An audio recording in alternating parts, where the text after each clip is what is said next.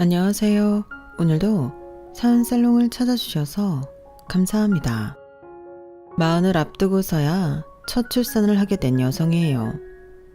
인간의 불행은 타인과 나를 비교하는 순간부터 시작된다고 하잖아요. 저도 매일 매 순간 출산을 경험한 여성들과 저를 비교하며 힘겨운 시간을 보내야 했어요. 내가 뭘 그렇게 잘못했다고 남들한테 다 주는 아이를 나한테만 안 주는 건지 하늘을 원망한 것도 한두 번이 아니었어요.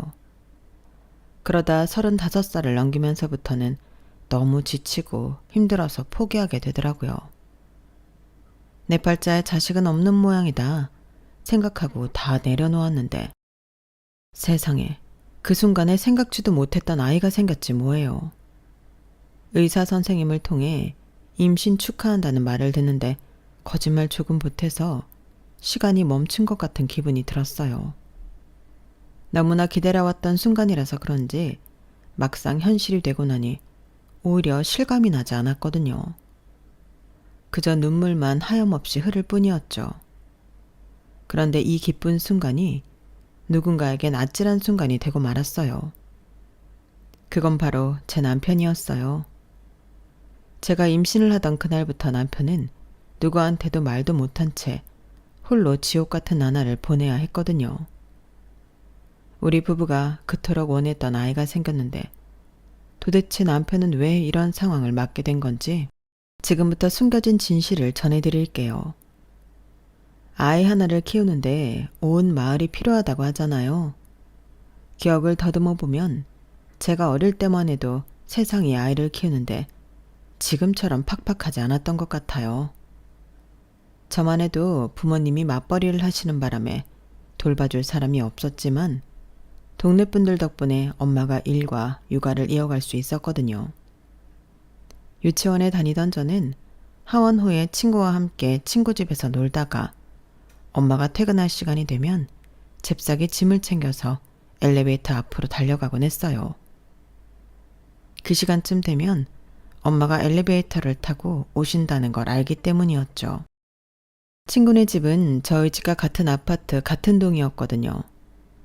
친구네 집은 903호였고 저희 집은 1102호여서 엄마가 퇴근 후 엘리베이터를 타고 올라오다가 9층에서 저를 멈춰서 저를 데리고 집에 가곤 했어요.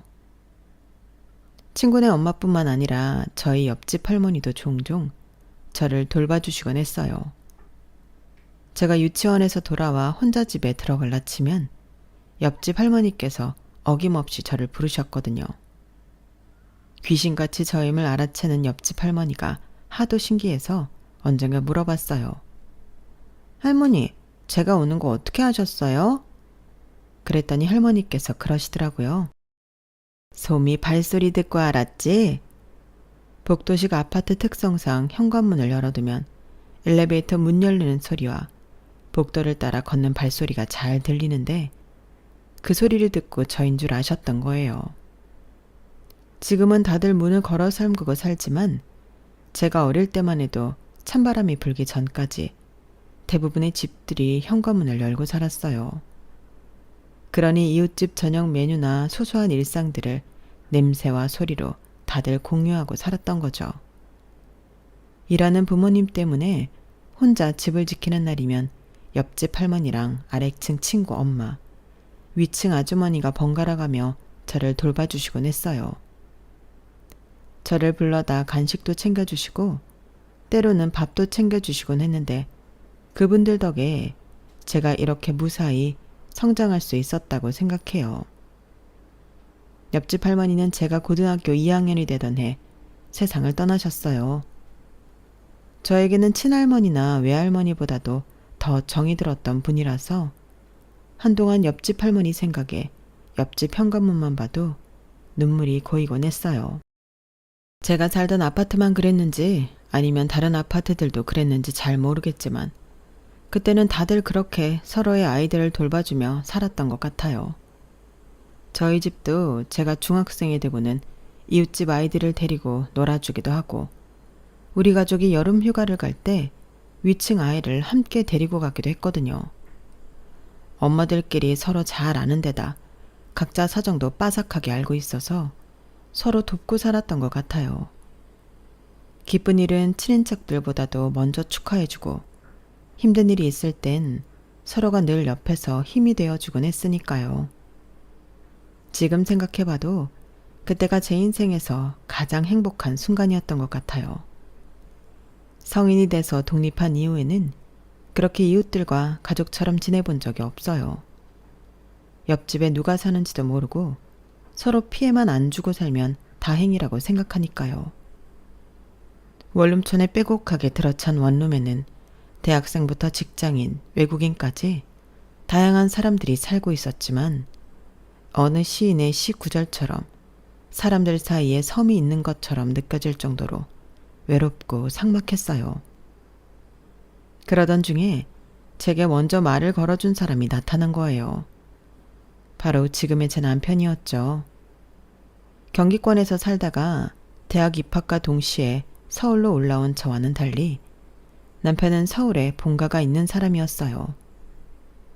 그럼에도 굳이 집을 나와 원룸에서 혼자 사는 건 시아버지랑 사이가 안 좋아서였어요. 어릴 때부터 집을 나오고 싶었어. 그래서 한때는 집에서 가장 먼 지역에 있는 지방에 있는 대학에 갈 생각까지 했다니까? 그런데 생각해보니까 아빠 때문에 내 인생을 망칠 필요가 있나 싶더라고. 지방대에 들어가면 인생을 망치는 건 아니지만 아무래도 인서울 대학을 나와야 취업에도 유리하니까 말이야. 그래서 차라리 돈을 모아서 집을 나오자 생각했지. 지금 사는 원룸 보증금은 내가 초등학생 때부터 모았던 명절 용돈으로 만든 거야. 어린애가 그 정도 집념을 가지고 돈을 모을 정도로 아빠랑 한 집에 사는 게 싫었거든. 남편이 아버님을 싫어하는 데는 이유가 있었어요. 저희 아버님은 직업 군인이셨는데 직업 특성상 규율을 중요하게 생각하고 무척이나 권위적이셨어요. 이 정도는 어느 군인이나 정도의 차이는 있지만 비슷한 성향일 거예요. 그러니 사실 크게 문제될 건 없었어요. 진짜 문제는 그 다음이었죠. 아버님이 명령을 했는데 이행이 안 될 때, 그때가 문제였어요. 평소엔 멀쩡하던 아버님은 화가 나면 화를 제어하지 못하는 성격이었는데 그럴 때면 폭언을 일삼거나 심한 경우 가족들한테 폭력을 휘두르셨어요. 내가 제일 싫어하는 게 어떤 인간인 줄 알아? 자기보다 약한 사람들한테 폭력을 휘두르는 인간들이야. 우리 아빠처럼 나랑 누나는 어릴 때부터 그런 모습을 많이 보고 당하면서 자랐거든. 남편 말로는 아버님은 자신이 어릴 때부터 화가 나면 어머님께 입에 담긴 힘든 욕설을 퍼붓고 폭력까지 휘둘렀다고 했어요. 그러고도 분이 안 풀리면 외가에 전화해 장인 장모한테 욕설을 퍼붓고 당신 딸 데려가라고 고래고래 소리를 질러댔어요. 그리고는 아무 일도 없었던 것처럼 명절에 처가에 찾아가 멀쩡하게 사위 노릇을 했고 그러다 또 화가 나면 처가에 달려가 살림을 부수고 난동을 부려댔어요. 당연히 어머님 친정에서는 당장 이혼하라고 난리였고 그럴 때면 아버님은 제 남편과 어머님을 볼모 삼아 어머님이 이혼을 못하도록 종용했어요. 너 지금 나랑 이혼하면 평생 애들 얼굴도 못 볼 줄 알아. 네가 기어이 이혼을 하겠다면 그땐 너 대신 애들이 맞고 살아야지 뭐. 이런 말을 하는데 어떤 엄마가 나 살자고 자식들을 버리고 이혼을 할 수 있겠어요. 결국 어머님은 이혼하려던 마음을 고쳐먹고 집에 남으셨어요. 남편과 아주버님은 자신들 때문에 폭력적인 남편을 떠나지 못하고 남편의 분풀이 대상으로 살아가는 어머님께 죄책감을 느끼며 살게 되었고요. 그러다 아주버님에 이어 남편까지 성인이 되자 남편은 어머님께 이제 우리 형제도 다 컸으니 이혼하고 편히 사시라고 했지만 어머님은 아버님 혼자 불쌍하게 내버려둘 수 없다며 거절하셨어요. 어머님 설득에 실패한 남편은 결국 자신만 혼자 집을 나와 독립을 하게 되었죠. 남편과 제가 만난 장소는 다름 아닌 집 근처 편의점이었어요.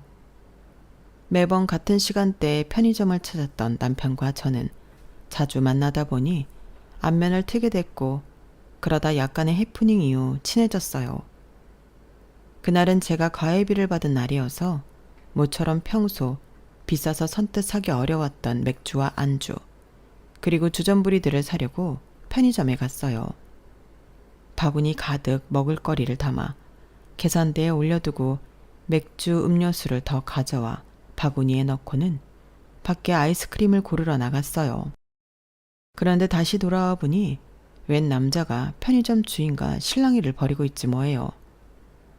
글쎄, 난 이런 거 담은 적이 없다니까요. 맥주랑 탄산음료 빼고 다시 계산해 주세요. 원하시면 다시 계산은 해드리는데요. 대신 바구니에 담아두신 맥주랑 탄산음료는 제자리에 갖다 놔주세요. 아니, 그걸 왜 내가 갖다 놓습니까? 내가 가져온 것도 아닌데. 손님, 이 바구니에 든 거 손님이 골라온 거잖아요. 그러니까 직접 갖다 놓는 게 맞죠? 거참, 내가 가져온 게 아니라니까요. 뒤에서 두 사람의 대화를 가만히 들여다보니 뭔가 불안하더라고요. 그래서 제가 살 것들을 담아둔 바구니를 보니까 아니나 다를까 맥주랑 음료수가 없는 거예요. 아마도 제가 몇 번 왔다 갔다 하며 물건을 담다가 맥주랑 음료수를 다른 사람 바구니에 담았던가 봐요. 그것 때문에 두 사람은 실랑이를 벌이고 있었어요. 설상가상으로 두 사람의 실랑이는 점점 더 험악한 분위기로 치달았어요. 더 이상 뜸들이고 있다가는 정말 큰일이 날 것 같아서 제가 중간에 끼어들었어요. 죄송합니다. 제가 제 바구니인 줄 알고 맥주랑 음료수를 잘못 담았나 봐요. 그러자 방금 전까지 실랑이를 벌이던 두 사람은 벙찐 표정으로 저를 쳐다봤어요. 저는 너무 창피하고 미안해서 눈도 못 마주치겠더라고요. 그런데 그때 주인 아저씨는 버럭 소리를 질렀어요. 학생, 그럼 진작 말을 했어야지. 내가 이 남학생이랑 싸우는 걸 보고도 이제서야 말하면 어떡해? 사람 가지고 장난하는 것도 아니고. 에이씨. 안 그래도 미안해 죽겠는데 편의점 주인 아저씨가 소리까지 지르니까 어떻게 해야 할지 모르겠더라고요. 거의 울상이 됐는데 그때 저 때문에 고독을 치른 남자가 끼어들었어요. 아저씨, 이 학생이 알고 그런 것도 아닌데 뭘 그렇게 화를 내세요? 아저씨는 실수 한 번 안 하고 사셨어요? 미안하다고 사과까지 하는 사람한테 그렇게까지 할 필요는 없잖아요. 모르는 사람도 아니고 1년 가까이 손님으로 드나든 사람인데 너무한 거 아니냐고요? 그날 저를 대신해 편의점 사장님한테 따져준 사람이 바로 지금의 제 남편이었어요. 그날 그 일을 계기로 우리는 많이 친해졌어요. 더군다나 남편과 저는 학교도 같아서 시험철에는 서로 도서관 자리를 맡아주기도 했어요. 남편은 저보다 3살이 많은 복학생이었는데 그 덕에 대학 생활을 하는데 많은 도움을 받을 수 있었어요. 1년 가까이 한 동네 주민이자 같은 학교 선후배로 지냈던 우리는 연애를 시작했고 그런 관계는 대학을 졸업하고 회사에 취직할 때까지 이어졌어요.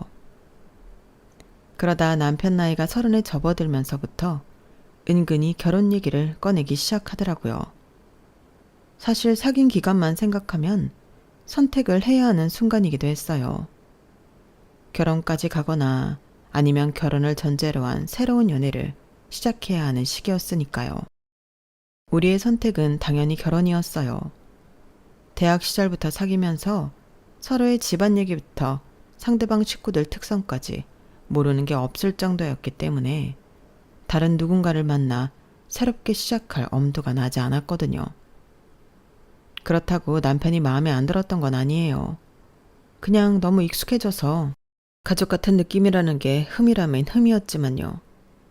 그런데 친구들 얘기를 들어보니까 가슴 떨리는 사랑을 하다 결혼을 하는 것보다 오히려 서로 익숙하고 함께 있는 시간이 편한 상대랑 결혼하는 게 훨씬 좋을 것 같더라고요.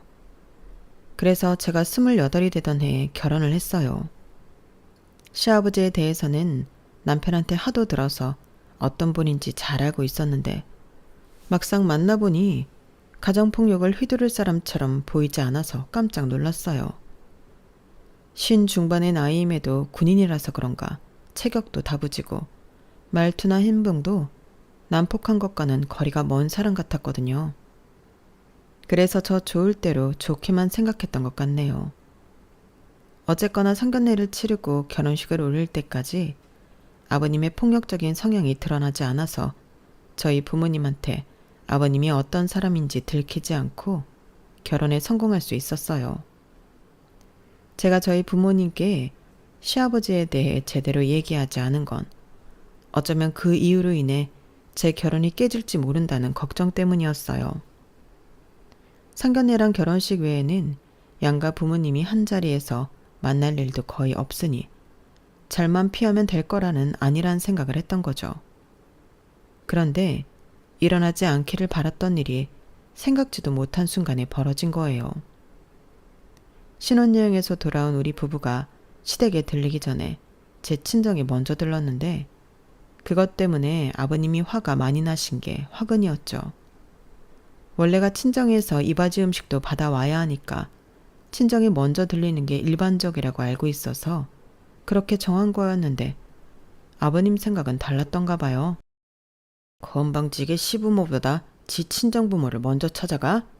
찬물도 위아래가 있는 법인데 나이만 따져봐도 내가 윗사람이지 지 부모가 위냐고. 결국 아버님은 불같이 화를 내셨고 직접 제 친정까지 차를 몰고 오셨더라고요. 당시 아버님은 직업군인 생활을 청산하고 군대 동기가 하는 회사 물류창고에서 일을 하셨는데 직장에서 받는 스트레스가 많이 쌓여 있었나 봐요. 군대에 있을 땐 아랫사람들을 부리며 일했으나 막상 사회에 나와보니 자존심 상할 일이 많았는데 거기다 저한테까지 무시당했다고 생각하니 더 화가 나셨던 것 같아요. 한마디로 자격지심에 광분한 거였죠. 다짜고짜 저희 친정에 찾아오셔서는 저희 부모님과는 인사도 않으시고 저한테 화부터 내셨어요. 넌 시집 온 첫날부터 시부모 속 뒤집으려고 작정했냐? 내가 자식 새끼한테 인사받으러 여기까지 와야 되냐고. 니깎게 뭔데 나를 무시해? 내가 누군 줄 알고 감히 니 따위가 날 무시하냐고. 내가 창고지기로 일한다고 너까지 날 무시하는 거냐? 내가 이래봬도 군에 있을 땐 내 앞에서 다들 고개도 제대로 못 들었어. 내 말 한마디에 부대 전체가 들썩일 정도였다고. 그런데 네가 뭐라고 날 무시하냐? 왜 날 무시해? 아버님, 그건 오해세요. 제가 왜 아버님을 무시해요? 정말 그런 거 아니에요. 아니야?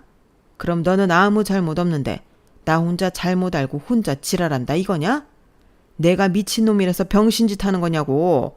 네 말대로라면 내가 미친놈이구나. 멀쩡한 며느리 잡아대는 내가 미친놈이라고. 말이 길어질수록 점점 더 광분하시는 아버님 때문에 저는 물론 저희 부모님도 놀라서 입을 떡 벌린 채 굳어 있었어요. 그러자 더는 안 되겠는지 남편이 나서서 아버님을 밖으로 데리고 나갔어요. 부자가 저희 집 마당에서 말다툼을 하는 동안 시어머니는 저희 부모님께 연신 고개를 숙이며 사과를 하셨고요. 사돈 내분께 못 볼 걸 보여드려서 죄송합니다. 저 사람이 30년 넘게 군인으로 살다가 군복 벗은 지 얼마 안 됐어요. 군 안에서만 살다 보니 세상 물정을 잘 몰라요. 군인이라는 자부심 하나로 살던 사람이 물류창고에서 일하면서 자존심 다치는 일이 많았던가 봐요. 요즘 부쩍 자격지심이 심해져서 오늘 같은 신뢰까지 범하게 됐습니다. 죄송합니다. 어머님은 눈물까지 글썽이며 사과를 하셨고 저희 부모님은 오히려 어머님을 위로해 주셨어요. 안에서는 대화로 실타래를 풀어가는 분위기였지만 밖의 분위기는 시간이 갈수록 점점 더 험악해져 갔어요.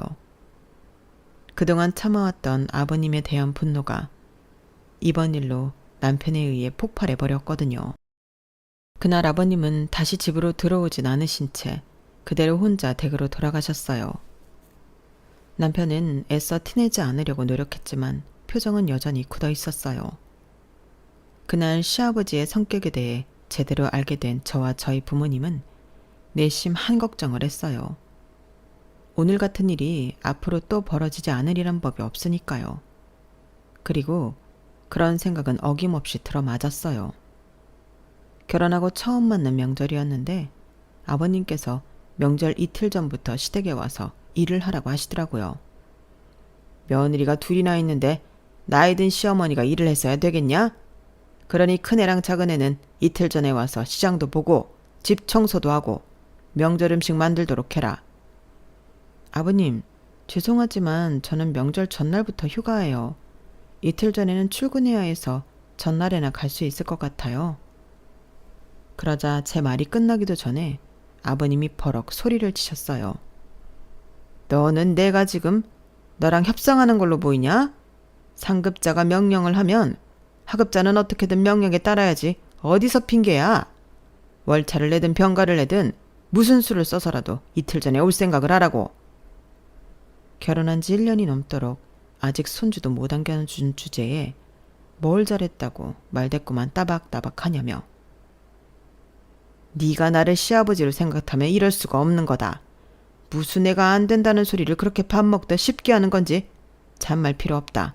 안 되면 되게 해. 무조건. 다짜고짜 이러시는데 정말 한숨만 나오더라고요. 그래서 남편한테 전화해 상황을 전했더니 남편이 그러는 거예요. 내가 알아서 할 테니까 자기는 아무 걱정하지 마. 그리고 앞으로도 아빠가 무리한 요구를 하면 나한테 바로 전화해. 걱정이 되긴 했지만 그래도 남편 말에 조금은 안심할 수 있었어요. 하지만 아버님과 말이 안 통하는 건 남편도 마찬가지라는 걸 제가 간과했더라고요. 명절 하루 전날 아침에 시댁에 갔더니 문조차 열어주지 않는 거 있죠. 안에서 손이 동서가 문을 열어주려고 했지만 그걸 저지 않은 아버님 목소리가 밖에까지 들리더라고요. 결국 참다 못한 남편이 열쇠 동안 문 안 열면 이대로 돌아가겠다고 했고 열을 다 새도록 안에서는 문을 열어주지 않았어요. 그러자 남편은 제 손을 잡더니 정말 집으로 와버렸지 뭐예요. 이후에 벌어진 일은 이전과 같았어요. 아버님이 득달같이 저희 집으로 달려오셨고 저희 부부한테 욕설을 퍼부으시며 화를 내셨어요. 그런 아버님한테 대들던 남편은 광분한 아버님한테 뺨을 맞았고 본격적으로 부자의 싸움이 시작됐어요. 제 남편한테 폭력을 휘두르는 아버님을 제가 달려들어 뜯어 말렸는데 그러던 중에 아버님이 저를 밀치셔서 제가 벽에 머리를 찍고 그대로 정신을 잃게 됐어요. 정신을 차려보니 병원이더라고요. 언제 오셨는지 어머님과 아주버님 내외까지 와 있었어요. 의사 말로는 가벼운 뇌진탕이라고 했지만 남편 귀에는 그 말이 가볍게 들리지만은 않았어요. 결국 그동안 참았던 말을 꺼냈어요.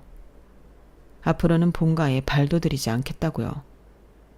어머님과는 지금까지와 마찬가지로 모자지간으로 지내겠지만 아버님은 더 이상 부모로 생각하지 않겠다고 말이에요. 그러자 아버님은 병실 안에서 또다시 난동을 피우셨고 그 순간 오랜 시간 참고 살아오신 어머님이 벼르고 벼르던 한마디를 하셨어요. 우리 이혼합시다. 나 더는 당신 같은 사람이랑 못 살아요. 나 이날 이때까지 당신이랑 살면서 단 하루도 가슴 졸이지 않은 날이 없어요. 오늘은 또 이 사람이 무슨 일을 화내고 때리진 않을까? 내 친정부모 찾아가 해코지하지는 않을까? 오늘은 또 무슨 말도 안 되는 어거지를 부려서 사람 피를 말릴까? 매 순간이 지옥 같고 두려웠어요.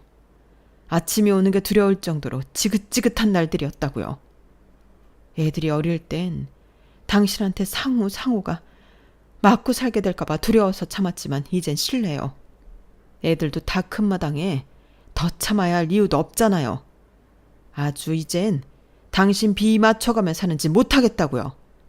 자기 마음대로 안 되면 다 때려 부수고 자기 말대로 안 하면 사람을 개패듯이 패는데 누가 당신 같은 사람이랑 살고 싶겠어요. 그러니까 내 자식들 인생에 이제 그만 나가주세요. 어머님의 폭탄 선언에 방금 전까지 악을 쓰며 길길이 날뛰던 아버님이 세상 잃은 사람처럼 망연자실하게 그 자리에 멈춰 서셨어요. 저는 다음날 바로 퇴원을 했고 명절은 저희 집에서 조용히 보낼 수 있었어요.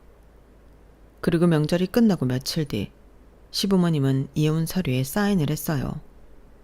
아버님은 끝까지 이혼만은 않겠다고 맞서셨지만 그동안 아버님이 어머님께 행했던 폭력의 증거와 저희 가족을 비롯해 손이 동서 친정 식구들까지 그동안 아버님께 당했던 폭언과 폭력을 증거로 결국 합의 이혼을 이끌어낼 수 있었어요. 이혼을 하면서 재산 분할과 위자료를 지급받은 어머님은 서울 변두리에 작은 빌라를 하나 구입하셨어요. 20평도 안 되는 작은 빌라였지만 어머님은 그곳에서 난생 처음 자유를 만끽하며 생활하게 되었어요. 그 연세에 스스로 돈을 벌어서 먹고 사는 게 쉬운 일은 아니었지만 의외로 어머님은 잘 지내시더라고요. 주 3일은 파출 알바를 나가시고 이틀은 동네 김밥집에서 점심시간에만 일을 하셨어요. 그리고 주말에는 취미생활을 하셨는데 남편과 아주버님은 그때 처음 어머님이 댄스 스포츠에 관심이 있다는 걸 알게 됐다고 하더군요. 늘 아버님 기에 눌려 숨죽이고 살아오셔서 자식들조차도 어머님이 이렇게 활동적인 분이신지 몰랐던 거예요. 그래서 더 어머님이 짠하게 느껴지고 응원을 하게 되더라고요. 시부모님의 이혼은 아버님께는 재앙과 같은 거였겠지만 아이러니하게도 아버님을 제외한 모든 가족들은 이제야 숨통이 트이는 것처럼 다들 밝아졌어요. 결혼하고 1년 넘게 임신 소식이 없어서 조금씩 초조해지던 저도 이제는 마음 놓고 지낼 수 있으니 곧 아이도 갖게 될 거라는 희망에 들뜨게 되었어요. 아무래도 결혼 초부터 아버님한테 하도 시달려서 스트레스를 많이 받아 임신이 어려웠던 점도 있었다고 생각해요. 그래서 금방 아이도 갖게 되리라 믿었어요. 하지만 제 바람은 좀처럼 이루어지지 않았어요. 결혼 3년 차가 넘어가면서 혹시 내 몸에 문제가 있는 건 아닌지 걱정이 되기 시작했고 5년 차가 되면서부터는 본격적으로 난임 클리닉에 다니게 되었어요. 30대 중반이라는 나이가 주는 압박과 더불어 나 때문에 아이가 생기지 않는 거면 어쩌나 걱정을 하다 보니 점점 더 신경은 예민해져 갔고 주변에 아이를 키우는 친구들과 서서히 연락을 끊게 되더라고요. 모처럼 만나면 자기 자식 자랑을 하느라 바쁘고 서로 애 키우는 노하우를 공유하는데 저만 덩그러니 떨어져 있는 기분이 들곤 했거든요. 그러자 어느 순간부터 애를 키우는 친구들이 제 눈치를 보기 시작하고 즐거워야 할 만남의 자리가 가시방석처럼 변하게 되었어요. 그래서 친구들과도 연락을 끊고 지내게 된 거였죠. 사실 아이 문제는 어느 쪽 한 사람의 노력만으로 해결되는 게 아니잖아요. 그런데 이상하게도 남편은 좀처럼 저와 함께 난임 클리닉에 갈 생각을 하질 않더라고요. 처음 상담을 받은 이후 뭐가 마음에 안 드는지 병원에 가는 걸 차일피일 미루기만 해서 얼마나 짜증이 났나 몰라요.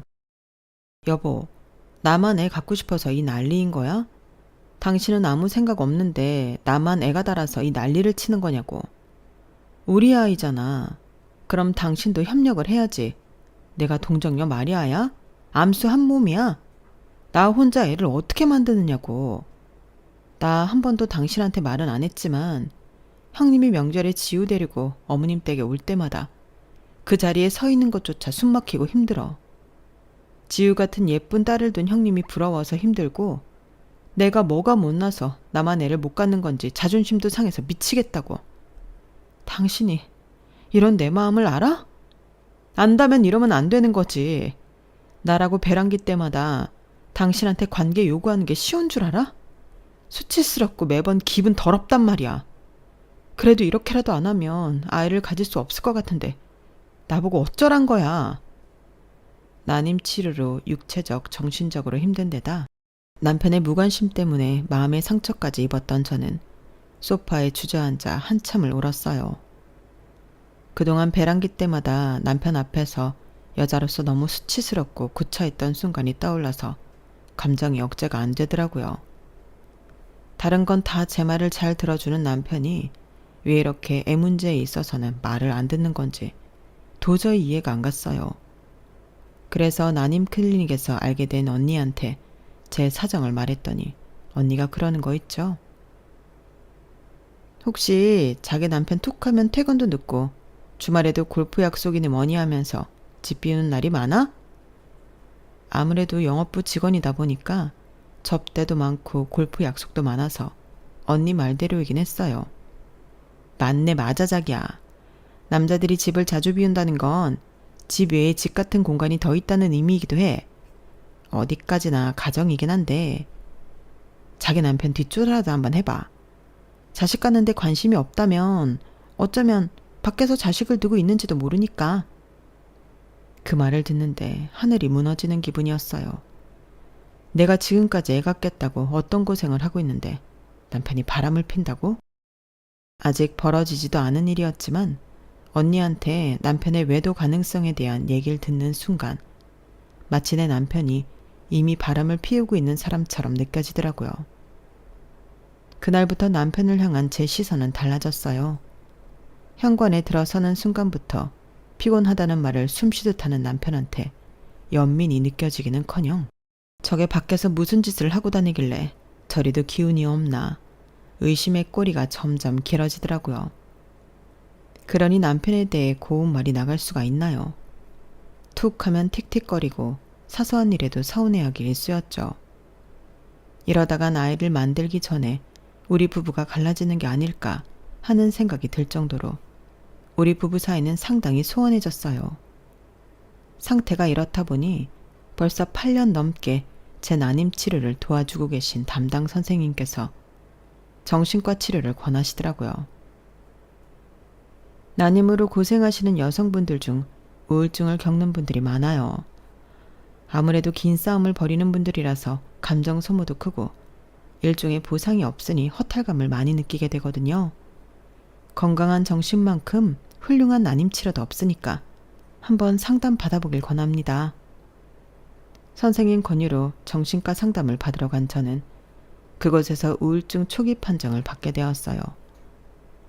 어렴풋이 짐작은 하고 있었지만 그래도 아니길 바랐던 마음이 커서 그랬는지 이상하게 화가 나더라고요. 그래서 그날 밤 접대를 마치고 술에 취해 돌아온 남편한테 난생 처음으로 소리를 지르며 난동을 부렸어요. 너 때문이야. 내가 널 안 만났으면 이렇게 힘들게 살지 않아도 됐다고. 나 이제 정말 너란 인간 꼴도 보기 싫어. 넌 니네 아빠보다 더 지독하고 나쁜 놈이라고. 적어도 자기 자식 만드는 일을 나한테만 떠넘기고 살면 안 되는 거야. 넌 애초에 아빠 자격도 없는 놈이라고.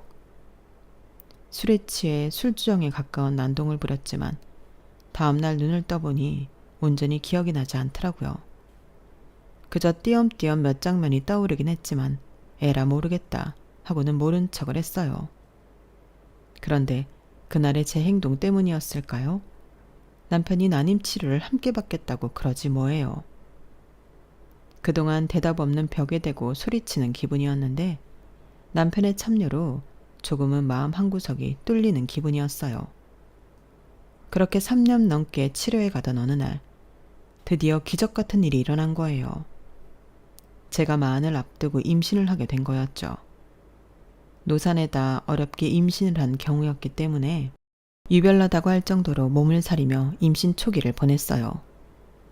입덧이 끝나고부터는 입맛이 돌아서 밤이고 낮이고 남편을 시켜 음식을 사다 나르게 만들었어요. 그렇게 10달 가까이 무사히 보낸 저는 드디어 출산을 하게 되었고 제 출산 소식에 한 건물에 계시던 난임 클리닉 선생님까지 문병을 마주었어요. 그런데 누구보다 기뻐해야 할 남편 표정이 세상 고민 자기가 짊어진 사람처럼 어둡지 뭐예요.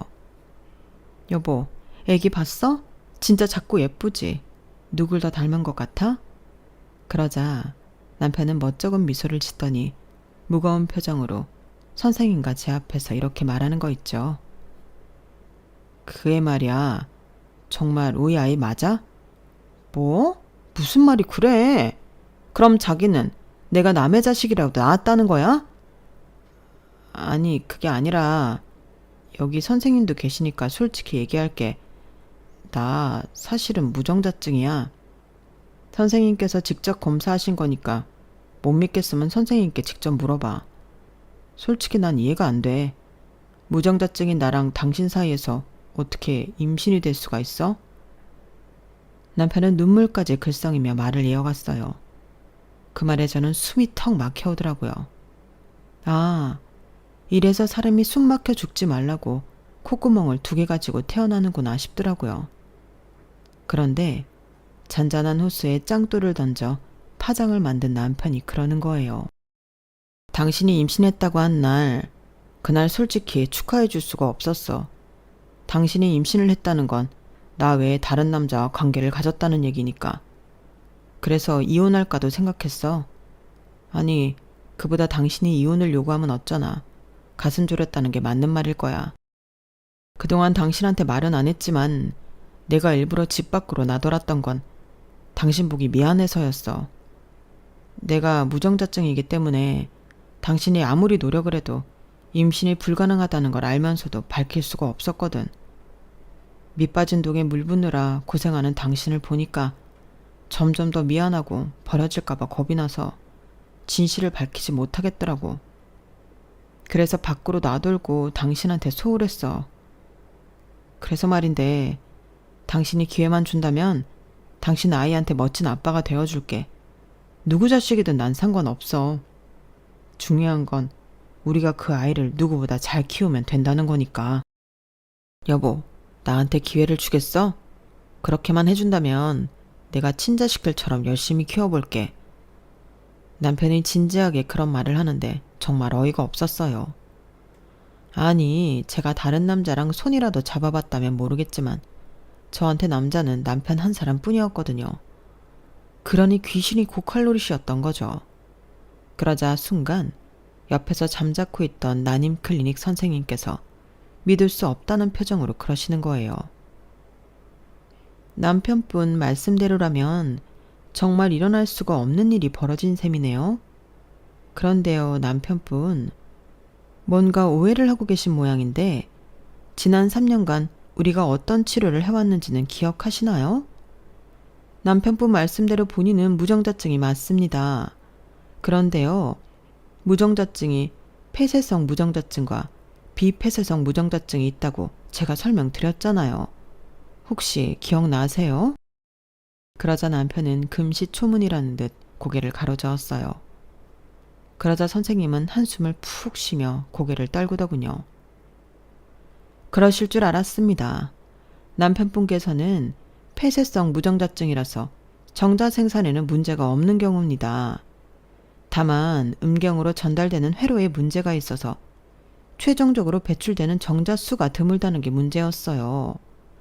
그래서 지난 3년간 고환에서 정자를 직접 채취해 시험관으로 진행했던 건데 이렇게 큰 오해를 하시니 주치의로서 참 난감하네요.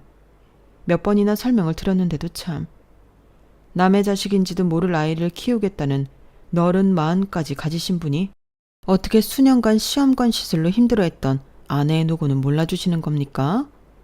애초에 왜 저랑 상담한 내용을 귀담아 듣지 않으셨냐고요. 주제나 뭔지 모르겠지만 남편분께서는 좋은 아빠가 되시기에 앞서 아내분께 평생 은혜를 갚으며 살아야 할 것 같습니다. 그 힘든 시술에서 수없이 실패를 거듭하면서도 결국 다 이겨내고 예쁜 따님을 낳으셨으니까요. 남편분, 앞으로 아내분을 업고 다니셔야 할 겁니다. 그만큼 큰 빚을 진 거나 마찬가지라고요. 선생님은 저를 대신해 제 남편을 혼내주시고는 병실을 나가셨어요. 그제야 남편은 아이처럼 울상이 되어버렸어요. 마흔도 넘은 아저씨가 애처럼 질질 짜는데 어찌나 웃기고 귀엽던지. 생각해보면 지난 10달 동안 남편은 매 순간 속으로 갈등과 싸움을 반복했을 거 아니에요. 그걸 생각하니 안 됐다는 생각이 들었어요. 저는 비록 몸은 힘들었지만 임신을 했다는 기쁨에 마음은 꽃밭이었는데 정작 남편은 마음의 지옥에서 살았을 테니까요. 그래서 저마저도 남편을 혼낼 수가 없겠더라고요. 출산을 하자마자 벌어졌던 그날의 해프닝 덕분에 남편은 요즘 저를 대신해 육아에 전념하고 있답니다. 새벽에 아이가 칭얼대기만 해도 벌떡벌떡 일어나 아이를 안고 거실로 나간다니까요. 혹여 제가 깰까봐 까치발을 하고 방을 나가는데 그게 그렇게 귀엽고 사랑스러울 수가 없네요. 지금은 예전처럼 육아를 도와줄 이웃 사촌들이 없지만 그래도 아버님과는 영 딴판인 착한 남편 덕분에 한숨 돌리며 육아를 할 수 있게 됐어요. 우여곡절 끝에 얻은 자식인 만큼 건강하고 예쁘게 키워나갈 생각입니다. 지금까지 제 사연을 들어주셔서 감사드려요. 빛나는 가족들과 항상 행복하세요. 여러분, 사연 댓글에 응원과 현명한 조언 부탁드려요. 좋아요와 구독은 저에게 큰 힘이 됩니다. 오늘도 좋은 일 가득하세요.